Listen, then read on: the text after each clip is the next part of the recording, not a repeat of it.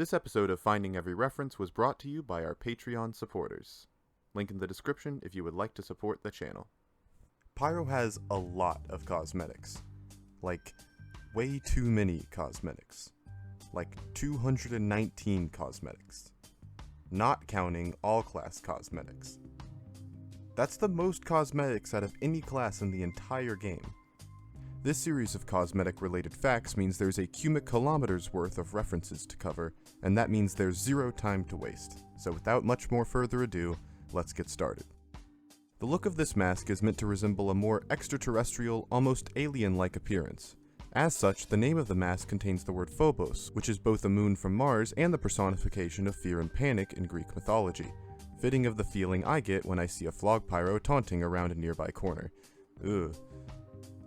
In the early 20th century, famous science fiction author Ray Nelson added the now famous propeller to the top of the beanie, which was a very popular hat at the time.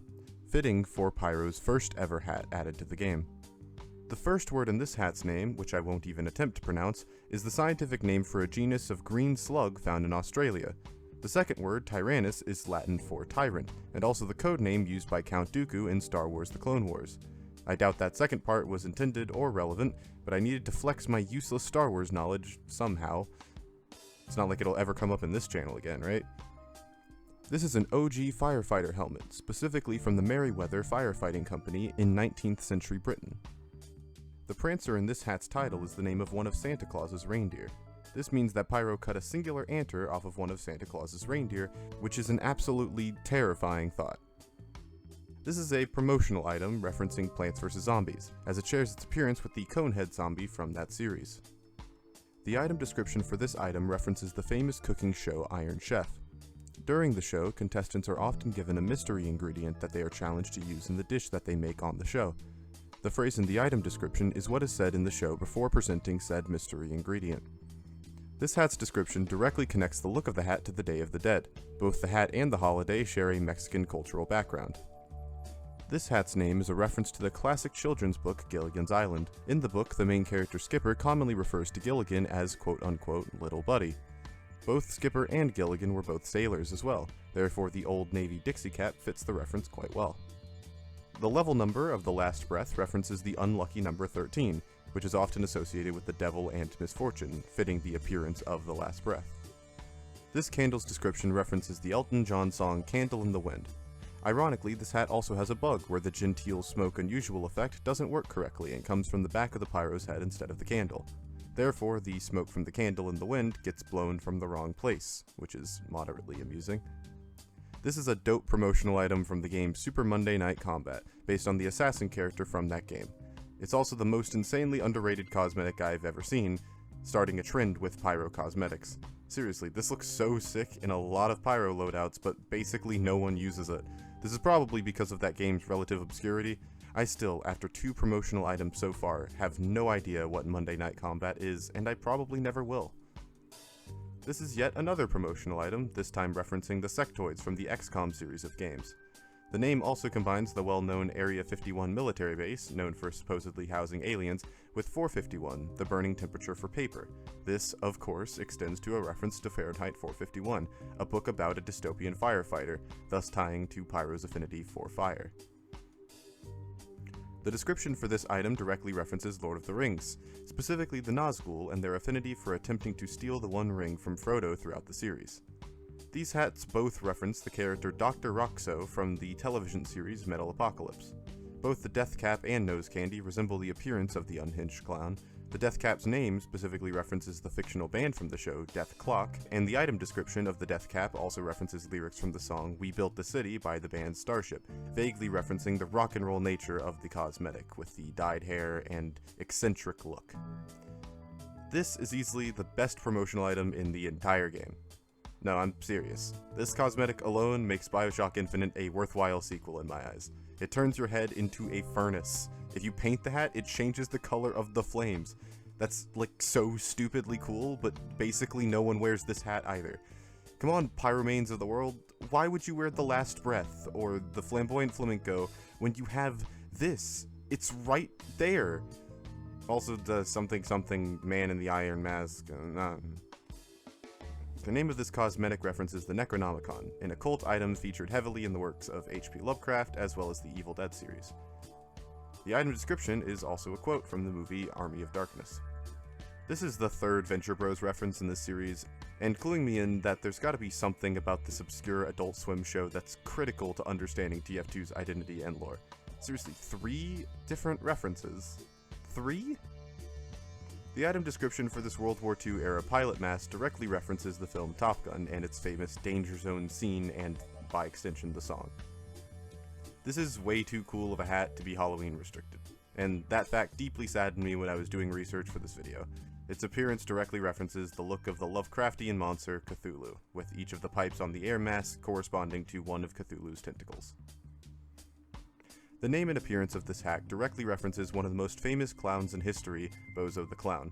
It also continues Pyro's weirdly consistent fascination with clowns. He's got a lot of clown cosmetics. Weird. The most obvious reference to date, probably, the name and appearance of this hat is a very apparent parallel to Goldilocks from the famous tale Goldilocks and the Three Bears. The name for this, as well as the promotional art used on the workshop, is a direct reference to the classic horror movie monster, the Blob. No, not that the Blob, silly. That's the absolutely goated 2008 platformer. Did you guys know that I'm actually the second place any % world record holder? The look of the vicious Visage directly references yet another famous movie monster, the creature of the Black Lagoon. Is it the creature in the Black Lagoon? Ah, whatever, I'm keeping it. Why are most of Pyro's cosmetics either weirdly wholesome or based on famous evil creatures? It's a really weird disparity, and I'm not sure where it comes from. Neither of these things seem to have much relevance to the character. The name and appearance of this hat are a reference to American fast food culture in the early to mid-1900s. The name specifically pertains to the Employee of the Month award that's commonly given out in fast food restaurants across America like Subway, Starbucks, and McDonald's.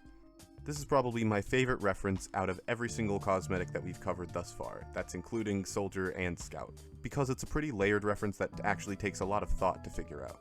This is a reference to the literary stock character archetype, the Black Knight. The reason why this has been given to Pyro out of all the classes is because the Black Knight is known for not having a defined identity. That's what the archetype means. It's a character without a defined identity. As such, Pyro is the Black Knight of the Team Fortress 2 universe.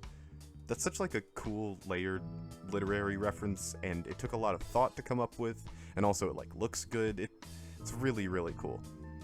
This mask is a hockey mask similar to the one worn by Jason from the Friday the 13th series. I genuinely considered doing another alien cranium bit at this point, but so many people didn't get it the first time that I just didn't even bother. This is yet another amazing Pyro cosmetic I literally never see from anyone. It's so cool. Like, why don't people wear this? I don't understand. And its reference makes it even cooler. The name refers to Neptune, the Roman god of the sea. That, combined with the rest of the name and the look of the cosmetic, implies that Pyro is so strong and his fire is so hot that he can decimate the entire sea with his fire alone. That's awesome. The Fear Monger is a promotional item from Batman Arkham Knight. It resembles the famous Batman villain, the Scarecrow. I feel like most people who see this cosmetic actually associate it more with TF2 than they do with Batman, as its reference is kinda subtle visually and fits in with TF2's art style really well. This Batman cosmetic, on the other hand, doesn't work well at all with TF2's art style and looks really out of place. It's based on a different Batman villain, the Firefly, who looks much more cartoony and strange in comparison. The Feathered Fiend is based off Mayan cultural headdresses used in ancient Mayan rituals to designate nobility and royalty. Yet another hat that furthers Pyro's connection to South American countries. You know, we have Mexico, we have, Mexico. This hat is based on the character Carmen Sandiego from the TV show Where in the World is Carmen Sandiego? The GOAT Halloween cosmetic. Seriously, you all can fight me. This is the best cosmetic in the entire game. Bar none,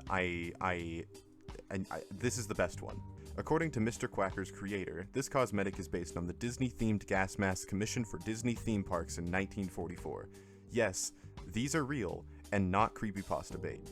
And the creator of this cosmetic chose this to be the basis for a Halloween cosmetic. This is amazing, and if it wasn't Halloween restricted, I would become a Pyro main solely so I could use this on a regular basis. I would buy a strange one and everything. This is incredible. The name of this cosmetic is a obvious and direct reference to the Pyro Shark subclass, where players hide in water, usually on 2-fort, and ambush nearby players with the Neon Annihilator. Justice for my man, the what? This isn't a very fun weapon to use. This is a cosmetic based on the look of Ryu and Ken from the Street Fighter franchise. Its name is also a lightweight reference to fighting games in general, hence Firefighter and Fighter, Street Fighter, you guys, yeah, you got it. This is based on the look of Final Fantasy's Black Mage, also known as Vivi.